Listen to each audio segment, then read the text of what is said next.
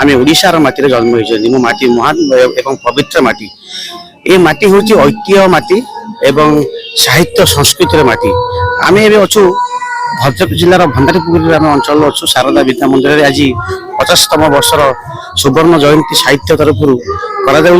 तेणु ये साहित्य माटी एक अपूर्व माटी ये माटी हूँ कला संस्कृतिर माटी तेणु ये माटी विषय आम जिते कहले भी कम हम आम निजक गर्व बोली मन करुचु ये माटी जो थिबा कला संस्कृति जो साहित्यकार मैंने अच्छा दान अपूरणीय। समस्त नमस्कार मु भंडारी पोखरी साहित्य संसदर संपादक पवन कुमार नायक। आज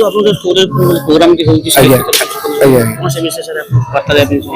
वार्ता हूँ भंडारी पोखरी साहित्य संसद हूँ भंडारी पोखरी अंचल नुह भद्रक एक पुराना साहित्य संगठन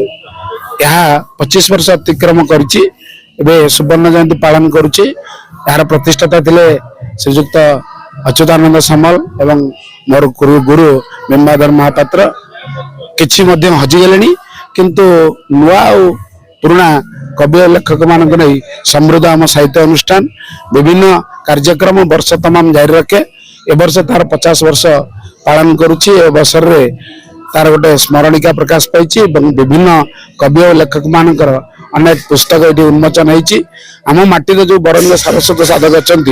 समस्त को यही अवसर में संबर्धित आम जिला तथा आम राज्यर गोटे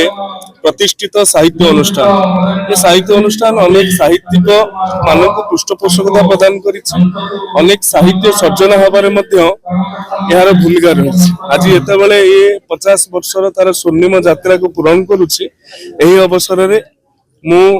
भंडारी पोखरी साहित्य संसद उत्तरोत्तर उन्नति कामना करुच्ची साहित्य को परिव्याप्त भाषा को सुरक्षा एवं संस्कृतिर संरक्षण पाई ए साहित्य संसद यात्रा अविरत रहू आज दिन में ये कामना ये प्रार्थना धन्यवाद।